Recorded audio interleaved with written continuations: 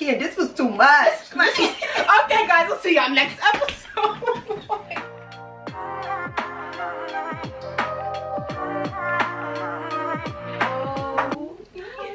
It's been a minute. Just a little minute. Maybe like 2 minutes or something. I don't And know. forgive us, you know. I'm sorry. Listen, Life be lifing for real, bruh. life be lifing. And if you can't tell right now, life is life in me right now. But I'm tired. I was gonna ask you today, how's your mental health? That is such a good question. My mental health is really, really good. I'm in a great space, and I'm so happy for that because, you know, it's getting dark, it's getting cold. That seasonal depression ain't no joke, man. It ain't no joke. So y'all take care of yourselves out here. Seriously. Guitar, how's your mental health?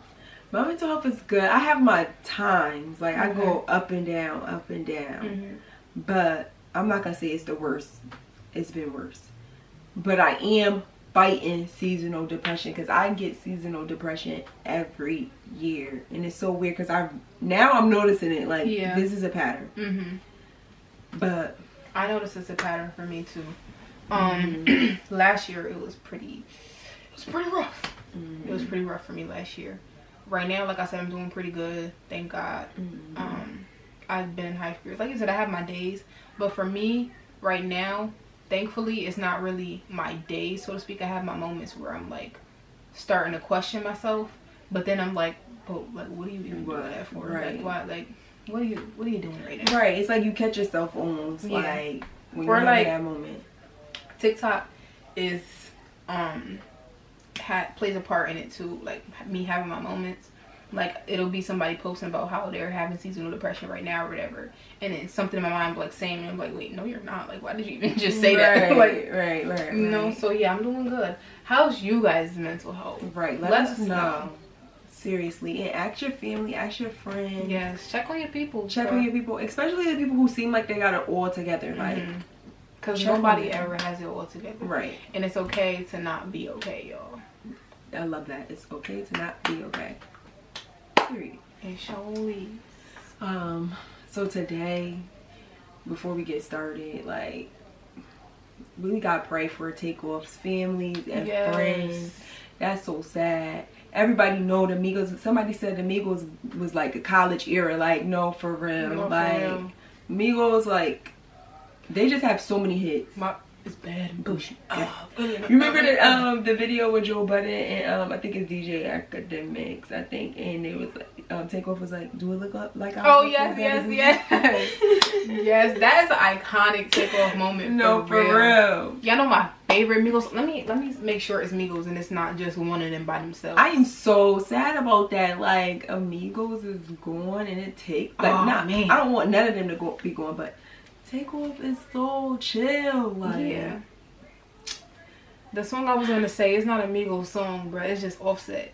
But you know the song Rick Flair drip. He ate that. I'm sorry, but anyway. But when I was going through one of Migos songs today, I'm like, yo, they had bangers. What? Walk it like I talk it. Walk it like I talk it. No, this one with YoungBoy, they ate. Did I ever hear that one? I said I need it. Did Draco and the Oh yes, I heard that one. Like, that's their back and forth like flow on that song is crazy, and nobody really talks about that song for some reason. But and then you gotta go old school. She don't want to be a freak no more. She don't want to take money get geek no more. What? They had bangers. Yeah, no, for real. So praying for them for real. Yeah, seriously. There's a lot of rappers dying, bro. That's scary. I don't like it. It's so scary. Well, I know if they try to touch Baby, I don't know. Baby, NBA. Yeah. Herb. What? Like, I don't play. Not even going here. It's been a lot of conversation about they feel like rappers should stop rapping about certain things that they're rapping about, like guns, things like that. I don't know how I feel about that. I don't know either, because nobody asked to be shot. You feel what I'm saying? Nobody asked to be killed during a dice game or whatever happened. People are going to act the way, you know what I mean? Like, we can't control people's things. Like, the person that killed Nipsey don't really rap about guns and stuff like that. Like, Nipsey wasn't even on that type of time, and that man killed him for no reason. P&B don't rap about guns like that no more. He rap about love. His last song, he had just dropped a song right before he passed, y'all, and his song was about being in love. Right. Like, and that's why I'm like, I don't really believe in it. And I feel like, why is our type of music being targeted? Like, you have rock stars that freaking talk about taking drugs and partying and rocking out and shaking their head so hard and all that other stuff. Right. So why is that not being targeted? I just feel like, you know, rappers might not even be talking about their own experience. They may be talking about things they've seen. Like, they just expressing themselves. So I feel like, nah, y'all can't take that away from us, because then what do we have? Yeah. And also, I feel like, I don't know who shot Takeoff, but looking at it like from a grand scheme of things, it's like people are just haters, bro. Haters. People are haters, and especially if it's people that are from the same place as you. You feel me? And if you're the one that, you feel me, make it to the top or whatever, and they don't, they're gonna get jealous, and that jealousy is a beat word. Like, you feel me? Like we said, we can't control what other people are gonna do. Like, our music doesn't dictate. You know, like, I didn't make a song and say, please come and shoot me. You feel me? Like, right. People are gonna do what they want to do. Right. Ain't no song gonna make them do it. If they wanted to do that, that's what they wanted to do. And at the time, it probably wasn't even premeditated for a takeoff. But if the heat of the moment or whatever, that's what that person wanted to do. It had nothing to do with song. One of the topics is grief. Yes.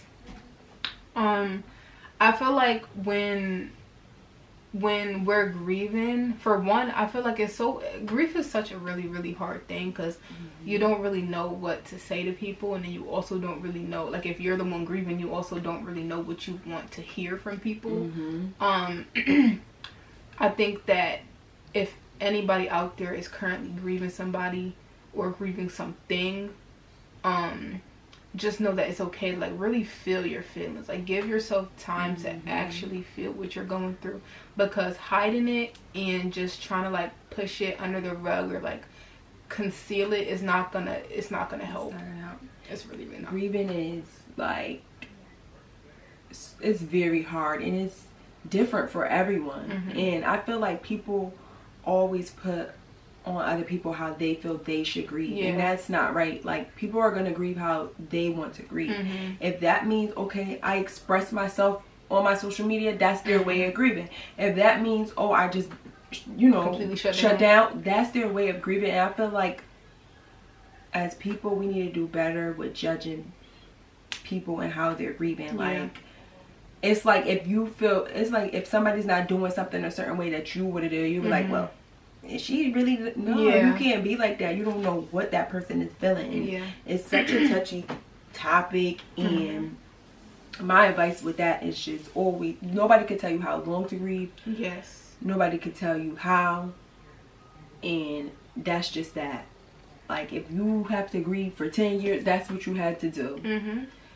So I also feel like with grief, don't just think of it in, like, the sense of death. Like, you can also be grieving a situation, like, you and your partner broke up. Okay, you can be grieving that relationship. You feel me? You and your best friend stopped talking. You can be grieving that friendship that y'all had. You know what I mean?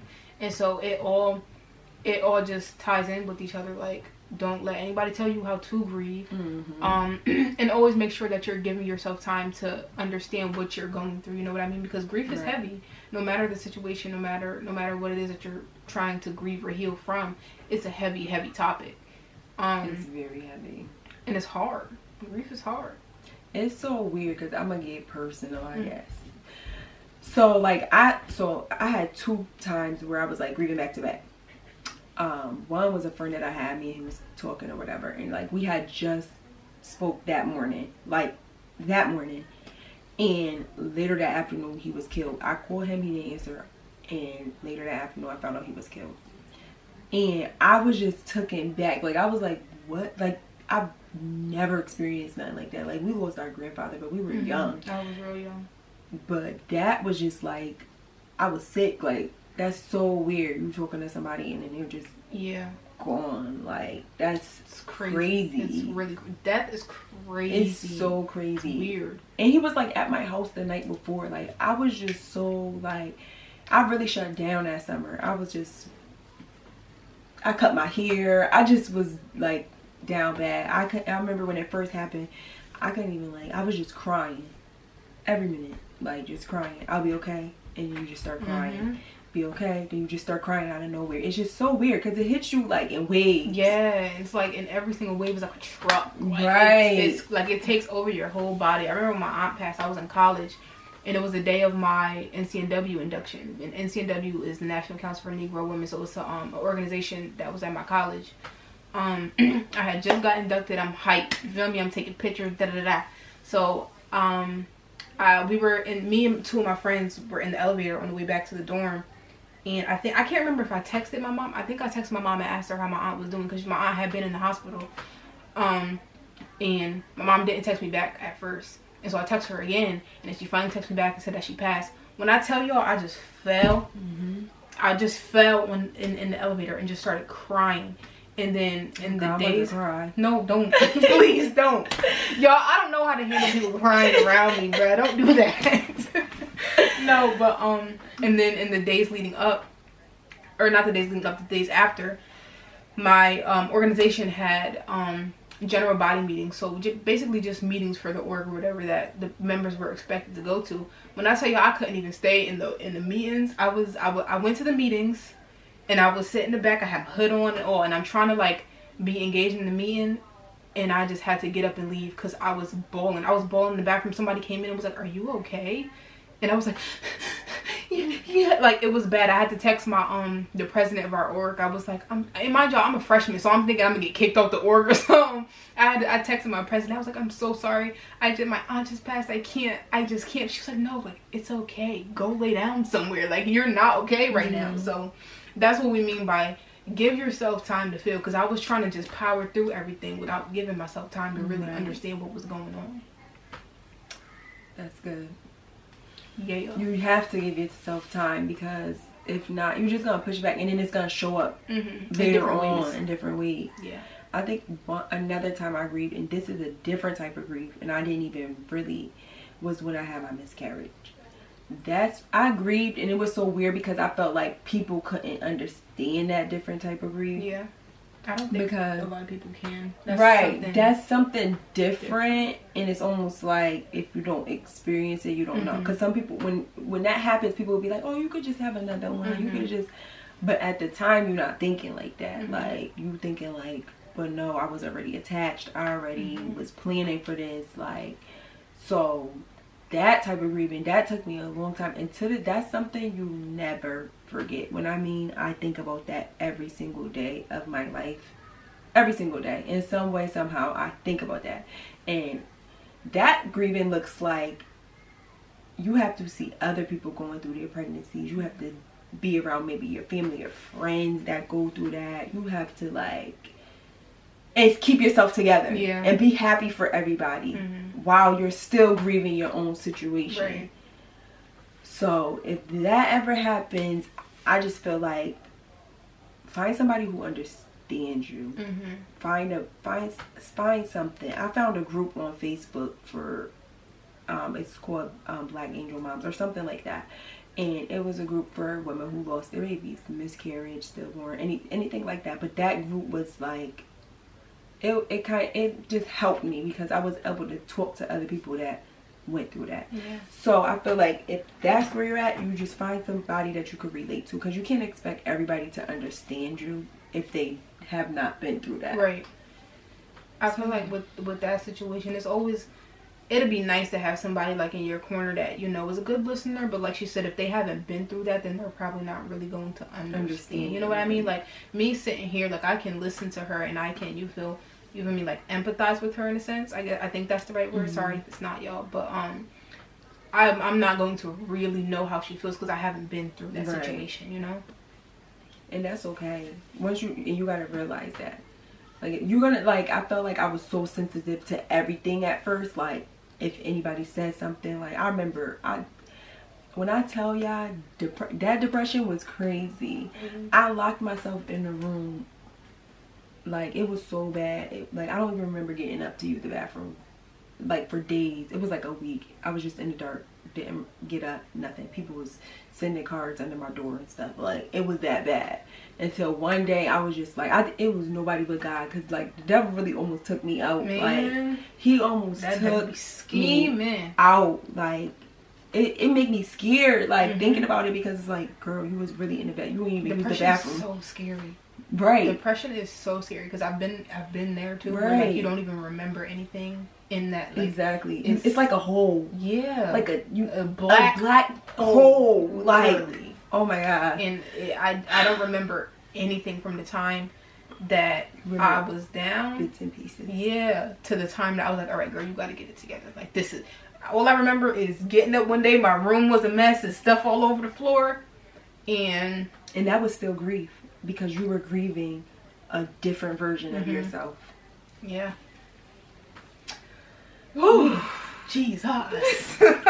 Listen, man. Well, check on your people, bro. No, I feel like I say this every episode, but for real. Dang, I can't. This was too much. Okay, guys, we'll see y'all next episode. Like, woo. No, for real, bro. I ain't expecting. We was like, we don't know what we gonna say. Yeah, we were, y'all. Okay. But that was not feel like I could say so much. Right. Like, I feel like now we are besties. Right. Y'all know my life story. No, seriously. It's good that we got deep and personal though and let them know because it's important for y'all to know that y'all not alone. Like, exactly. You feel me? Like, everybody is going through something. Everybody is trying to heal from something. I don't care who they are. They could seem like the most mightiest person in the world, but I promise you it's something deep down in there that they're healing from. That was like our girls' garden, our first meet and greet, and we need to have another one. Khadijah actually mentioned it to me. Really? She was like, we were supposed to do something. I was I know we were. But like when we were all sharing our stories, we just was all like relating, crying. We didn't, because other people were going through things that we went through. And it's like, you're not alone. Like, and this healing journey feels so lonely. So lonely. Like, you feel like you are the only one going through what it is that you're going through. When I promise you, you're not. You're not. And it's hard. It's hard to change certain things about yourself that you're so used to. And you might relapse. Yeah. But just know, like, it's okay. Like, it's okay. Just get back on track and just keep going for yourself. Right. As long as you always remember that bigger picture. Because I won't say a lot of people would make us sound like hood famous or something. You feel me? But a couple of people have told us, like, what y'all are doing really, really helps. Right. And that alone helps me get back on track. Because, child, I be off my game. Me too. You feel me? I be like, no, I'm this healed person. I don't do anything toxic. And such and such, and he texted me back the other day, so I text my friend like, hey yo, you got a fake page? About your story. I kid y'all not. Like, so like, we always have them relapses, but absolutely. And I'll be mad at myself, but I'll be like, don't be too hard on yourself, because it's okay. I'd be real mad at myself. I'm like, dang, bro, you just like, what did you do that for? Like, I don't know if y'all know, but I be spazzing on myself. Like, I be going crazy. But no, for real. Everybody's healing from something. You know, everybody's going through something. It's a constant journey, and we know it gets lonely, it gets tiring, it's long, it's never ending. So don't think that one day you're just suddenly going to be 100% healed, because I personally believe you don't heal 100% from anything. You can come close to it, and you can be okay and come to terms with certain things, but there are some things that I just think that you're not ever going to be 100% healed from, and that's okay. And another thing I think is important to know is that don't always be in a constant state of healing. You know what I mean? Like, take a break sometimes. Like take it easy, because then you're gonna start thinking to yourself like, dang, am I really this broken? Like, what's this month? November, October. So October was last month. What's before October? September. Thank you. So September, I did a shadow work prompt or whatever. Like, each day I had a different prompt, and so it was a bunch of shadow work prompts of me working on myself, like asking me like these deep questions. Like, I can't remember some of the questions, but they were pretty deep questions. You know what I mean? They were all shadow work prompts, and then in October, I was going to do my Create Your Truth journal. The one that I had showed you with the really deep questions. I did one. It was deep. I did one prompt on October 1st, and I said, no way. I have got to take a break because this is too much. Like you reliving everything. That's every single day. Hard. It's a lot. That's why you have to take a break, because you relive everything. And I think that's why a lot of people don't do their shadow work, because they don't want to relive it. They almost kind of like, I don't know, block it out of their mind. So our next topic is generational curses. And I have a few quotes here that I found. So I'm gonna read them, and then we could get into it. Alright, so it says, heal before having children so your children don't have to heal from having you as a parent. The second one is, a woman who heals herself, heals her mother, heals her daughter, and heals every woman around her. I like that one. I like that one a lot. Your own family, excuse my language, will talk shit about you when you're in the process of breaking all their generational curses. This ain't for the weak. Denzel Washington. Come on, Denzel. I was gonna say I really like the first two, but I really like them all. Honestly. Right? I feel like, I think we've talked for like a second, or like you like briefly said in one of our videos, like it's important to know who you're having kids by. And I think that I won't say a lot of people right now are just having kids, because I don't know your situation, but I don't know. I feel like there are some people that are having kids and aren't healing from their own stuff and aren't trying to. That's and it's important. Like two broken people having a child. Yeah, it's not fair. Technically, it's not fair at all. It's not fair, and like we said, you're not gonna be 100% healed, but you should want to heal. If the things that you don't like, you should want to have those healed before you have a kid, so that you don't pass that on to them. Absolutely. So I definitely agree with that. Like, I know I always say I want kids before 30 or by 30. So I'm glad I'm where I'm at, trying to heal and undo certain things that I'm doing, so that when I do have kids, hopefully I could be better for them. And the second one, it says, a woman who heals herself, heals her mother, heals her daughter, and heals every woman around her. I like that a lot. Yeah, I think that might be my favorite. That's the favorite. I think that's my favorite one because, for one, it says heals her mother. And I think that, especially in the Black community, we don't really talk about healing, and we don't do the healing. Everything is just kind of just pushed under the rug. Like, nobody really talks about it. Nobody really thinks about it until you absolutely have to, like a problem arises or something like that. But I think that's something that we were saying earlier that we really, really admire about our generation, is that we're actually doing the work. We're actually doing the healing. And when you're healing yourself, it's like you're healing all your past traumas and things like that. So, like, you're obviously going to come into, like, okay, maybe I did have this problem with my mom, so let me address it with her so I can try to fix this behavior in me. Or I did have this issue with my father, so let me try to repair that relationship so I can fix this one flaw about myself that I don't like. You know what I mean? And sometimes you, like with a parent, you might not even realize you have things to heal from with that parent. Until you start to heal yourself. Until you start to heal yourself. And you're like, oh wait, you're stuck in traumatizing. Right. I think we were talking before. Yeah. Sorry, Mom. We were talking before, and we were just like this when we first started our healing journey. Yeah. It was very in the beginning. And we was like, we focus so much on our father because that's like the big elephant in the room, basically. That we didn't even realize we had stuff to heal from with our mothers. Yeah. Because they were so good to us that it's just like you won't even think about it. I wouldn't even question the relationship with my mom. My mom's my best friend. Exactly. But there's definitely stuff to heal from with anyone. Yeah. Mom, dad, whoever. And also I like the heals her mother, heals her daughter, and heals every woman around her. Because I feel like if you're the one breaking a generational curse, I feel like your mother might be living through you and be like, wow. Like I'm proud of you, girl. I'm proud of you. Like this is what I wanted to do. Right. So I see my daughter doing better. I see my daughter doing things like this. Maybe I'm going to start living a little differently. Yeah. Yeah. And that's okay. You know what's funny? My mom has said to me before that I like put her in check or something. Like, not really, but she had mentioned something that was like, such and such ain't even happy down there. And I was like, but what would make you say that? Like, right. Why not? She was like, because look at where she living and how she living like that. But I'm like, just because you wouldn't like it don't mean that she don't like it. And she's right. like, oh, excuse me. So not that that's technically breaking a generational curse, but in the sense where it says heals every woman around her, I also feel like when you're healing yourself, people notice. Like, when you're doing your own work and you're trying to become a better person, people around you are going to notice and they're going to feed off of that energy. Definitely. Like, it's just going to radiate and translate to other people. And if you're doing the work that you're supposed to do, eventually people are going to look at you and be like, okay, I need to get my act together. Or I want to hear what she has to say. Yeah. Because I know I'm going to benefit. Not benefit, but I'm going to learn from her. Yeah.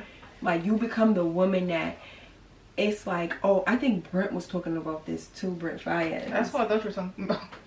Oh, okay, good. Duh. Like, with other Brent.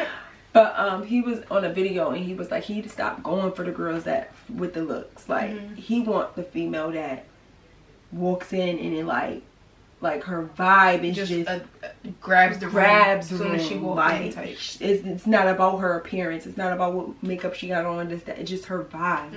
And I feel like once you become that healed version of yourself, you naturally get that like that vibe. It's like that an aura. Glow, that aura, like just something that you just. And it's such a good feeling. You're gonna feel it yourself, like for sure. Cause you're gonna be more confident. You're gonna stand taller. You're gonna think differently. You're gonna move differently. We say this all the time. All the time. Moving differently. But for real, you're gonna move with grace. Like, you gonna... for sure. Differently. You're gonna handle things differently. Absolutely. Like, I feel like I handle things way different than I used to. I'm not fully there. Yeah. Because I still be ready, you know. But I do feel like I handle things differently. Like, I don't get as mad right away. I be like, well, let me hear the situation. Yeah. Let me see. Then I'm gonna react to it. Or even if somebody at work give me like an attitude, this, that, and the third, I'll be like, you know what? I'm going to tell them about themselves. But I'm going to come to you nicely. Yeah, like, I'm going to say it different. Like, for example, I had somebody, one of the nurses, she was talking to the case manager. And she was like, oh, I asked what's her name to do this. What's her name? Excuse me? I only been working here in this position for 6 months. You know my name. Yeah. So I said, okay. She walked right into the kitchen and I walked right behind her. I said, hey, I said, my name is Brianna for next time. Yeah, period. She said, oh, I'm so sorry. I'm just so flustered. I said, yeah, I can tell, but I'm Brianna for next time. Yeah. Yeah, because don't do that. Because don't. Don't do We're not doing that. Yeah, no. But you see, the old me would have been like, went up to her all crazy. Like, no, I'm going to come up to her nicely so she know. And people don't know how to take that. People do not know how to take niceness. It's so funny. People don't know how to take that. If somebody's being nasty towards you, I treat them with such kindness. That's breaking a generational curse right there. No, literally. Like, you don't gotta be nasty back. If I'm out and somebody's just, I'm like, are you okay today?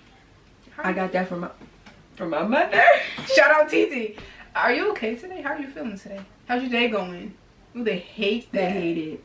I think the first time I ever did it was at my old job. I think Khadijah was there. She was dying. Like, I'm always using that. Because I was like, are you okay? Like, are you okay? Because are you okay? Because, like, you might really be going through something that you're projecting on me. You feel me? So I want to know, are you okay? Like, when you, like, it's when you want different for yourself, you start moving different. You start speaking different. And so, like, her, like, calming down and speaking to people differently was one thing that she wanted to work on. For me, it's expressing myself.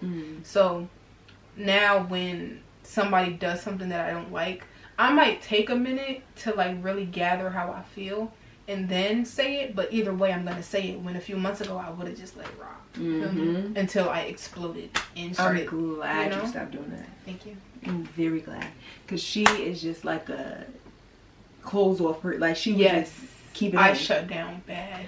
I talk with my hands a lot. I'm sorry, guys. I shut down bad. Like, it gets real bad. Yeah, she does. Like, if you made her mad, you probably won't know you made her mad until, like... Unless you see it in my face, you're not gonna know. You're not gonna know. But she's being more open and vocal about that, whereas me, I need to be less. And I'm still working on that. I was just saying this the other day, I hate that I feel like I always gotta say something. Like, I hate that. Like, I feel like I don't do well with stupidity. So if it's stupid to me, I'm gonna say something, because what? Like, and me, if something is stupid to me, I'm gonna just make a face, but like, I'm not gonna really say nothing. But now, if something don't make sense to me, I'm like, but what do you mean by that? Like, and I feel like we get that from our mothers. Yeah. In a way. Yeah. Absolutely. 100%. So 100%. Breaking the generational curses. We definitely get it from our mothers. My mother always has to say something. Sorry, Mom. Love you, girl. Because I know you're going to watch this. But she always got to say something. She's like me. She don't like stupidity. If it's dumb to her, she's going to say it. Absolutely. She don't care if it's not dumb to you. She don't. To her, it's dumb. So she's going to tell you. To her, it's dumb. And I have adopted that trait of hers, and woo, boy, is it hard to break. It's so hard. It's so hard to shut up. I'm sorry. And my mom, on the other hand, she's quiet. My mom's a quiet one. My mom is a quiet girl. I feel like I get my shut down from her low key. Yeah, if you do something to make my mom, it takes my mom a very, very, very, very long time to if you've ever seen my mom upset, then she was upset. She explodes. Yeah. So when Auntie's upset, it's like everything comes out. It's everything from the past, whenever the last time she got upset was, to now. Yes. Everything just exploded. And that's how I am. It takes me a while. I get irritated fast, but I don't get angry fast. Like, it takes a lot for me to really, really, really get angry. But I get irritated very fast. Yeah, like, Jordan's not gonna just snap at you. Yeah. I'll just ignore you. Like, she's gonna ignore you. If she's irritated, she's gonna say to me, like she, you know what I mean? Yes. Like, but she's not gonna really say it, like, out loud. Yeah. And that's the same with my mom. Like, if somebody bothers my mom or something like that, like on Facebook, my mom is so funny. Like, she posts, if you guys follow my mom on social media, my mom posts good morning posts all the time, right? Oh my gosh, my auntie posts that too. So on Facebook, I think she'll post like a good morning. If somebody like messages her or something like that, or whatever the case, if something happens that she doesn't like, she's gonna tell me, or she's gonna tell our family group chat. But she normally tells me, like, why does she do this? But then she always responds back to that person, or like you know what I mean? And I'm like, Mom, just stop. Don't respond. Like, what? Like, I don't know what you want. Like, they think that you want to speak to them. But Auntie, don't stop doing your morning posts or everybody posts, because I love it. Like, if you stop, I'm gonna be like, you okay? Yes. Literally, are you okay? Not in the other way. Are you okay? Everybody does that, but no. If y'all follow my mom on Instagram, y'all know my mom. I tell people all the time, my mom's Instagram is probably the funniest one I follow. Oh my gosh, me and Jordan like laugh all the time. Can we go to my mom's Instagram? I just want to tell y'all how many posts my mom has on Instagram, so y'all don't think that I'm just being a hater. If she posts something, we be like this with our phones on each other. Like, my mom has 5,000. And she in the other room, y'all. She could probably hear us. She has 5,521 posts on Instagram. Why do you? And then she said she tried to go through and delete them one day, but it was taking too long, so she stopped. Well, yeah, you think you post like 14 times a day. Don't do not too much on my auntie. Not too much. But yeah, y'all. I don't even remember what we were talking about. Generational curse. Oh yeah. We were saying how we kind of got some of them from our moms, parents. And it's hard to break, but I'm definitely trying to break it. And that's what matters. We're trying. That last quote from Denzel, I really like too. Oh yes, the one saying, yeah, because we didn't even get into that yet. It says your own family will talk shit about you when you're in the process of breaking all their generational curses. This ain't for the weak. I think one thing that's really, really, really important from that quote to note is that it says all of their generational curses, not all of all the things that are wrong with you, but everything about the entire family. Your family, everything that happened in their past is now affecting you. So you're trying to correct what they did, and they don't like that because it's not something that they're used to. You like wrapped it up, like, for real. But no, yeah, it's like, I feel like the old generation they're like stuck in certain mind frames, their own ways, because they didn't really have, healing wasn't really something they did. Yeah. Hold on.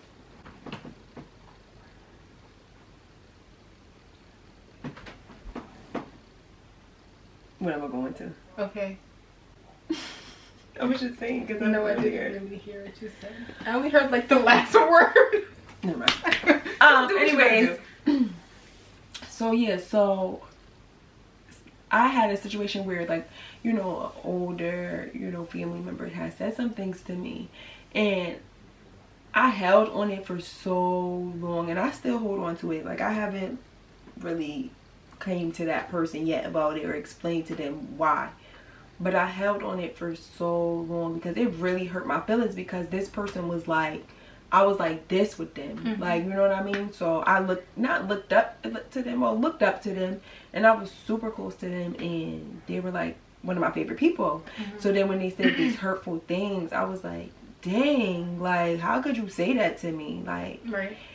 And now that I'm doing my healing, I'm like, okay, that might not even have been really towards you. That might have been their own things that they have with themselves, but they pushed it on you. Yeah, but I was... Yeah.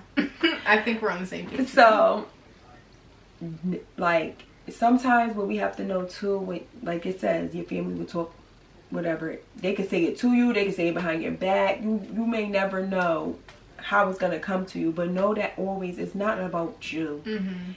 It's about certain things that they're going through, or things that they wish they could have done that you're now doing. Yeah, and they're like, dang, right, I wish that was me. And so they're just projecting, really. They're projecting their own feelings onto you, because if I'm not mistaken, I think we're thinking of the same family member. And they've also said some really hurtful things to me. And I would tell my TV, like, dang, such and such said this, like, and she was the one that had to tell me, like, that's not even about you, so don't even take that to heart. Don't even spend too much time worried about what they said, because it's not even about you. And so I had to really, really, really sit and listen to that advice and come. And even though what they said was like a ouch type of thing, it's like, okay, I have to move on from it with a grace, like we said before, because that they don't, it's, I hate to say that they don't know any better, but they just don't really know any better, because healing, therapy, mental health, like, that wasn't a thing in Black communities. Like, that's why I wanted to go into the mental health field when I was in college, because I think we're getting better now, but even like our older generations in our families, like, they don't know much about therapy. Like, when I do nails, y'all, I watch One-on-One, and Flex was going to therapy, and his father was like, you want some stranger to sit up and tell you your problems? Like, that's really how, like, our older generation, like, and it's sad, but like, you don't need nobody talking to no random person. No. Just pray. Yeah, literally. Just pray on it. And I can only do but so much praying, girl. No, seriously. Like, at some point, I need to talk to a professional.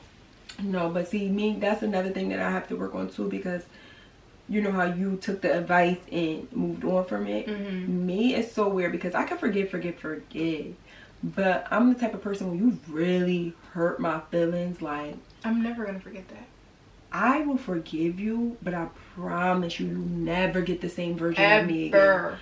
Ever. I promise you that. Never get the same version of me again. Absolutely. Ever. So don't think that by me saying I moved on from it, like, I'm just, okay, I love you, girl. No. Trust and believe that anybody that has done me dirty or hurt my feelings bad, trust and believe me when I tell you I handle you differently. I promise you, you don't have the same journey. Because the first person you got, that was the person you wanted to keep in your corner. That was the person you wanted to keep. The person you got now is the person you want to walk on eggshells. Because you're skating on thin ice, but I'm never gonna treat you the same, because I'm a good person. I'm not trying to toot my own horn, but I'm a good, loving person. So when people really do me wrong, it's like, for what? For what? And you gotta really hurt me, because I'm forgiving. So you gotta really hurt me for me to not deal with you the same. One thing, I have a lot of talks with myself in the shower, y'all. And one thing I was just saying last night is, like you said, I'm a really loving, I'm a really forgiving person.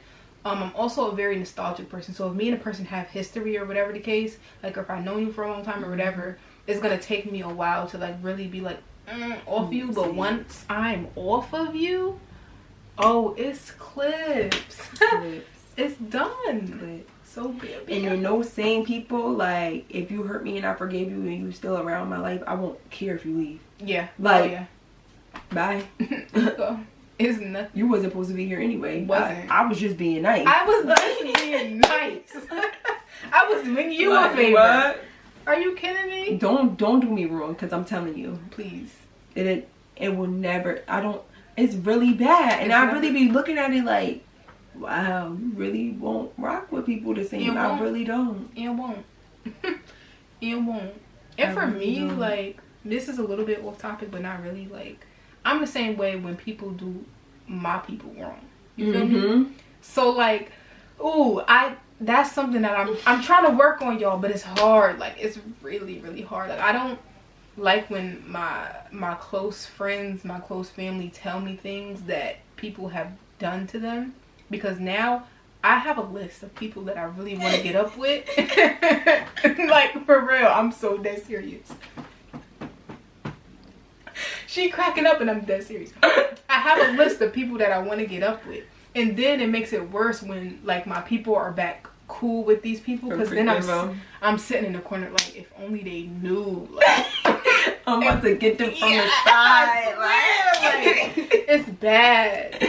It's bad. That's hard too. You gotta really, like, it's hard when it's your loved ones, because you gotta really take yourself out of it, because I'm gonna keep it cordial for sure. Oh, I'm not gonna be nasty. But it's like, nigga, I was salon you. Yeah. No, for real. In the elevator, Really. I was salon you. Like, seriously. No, I'm like that too, but I had to learn to just, I think my own situations made me be like, you gotta learn to let people do them. Yeah.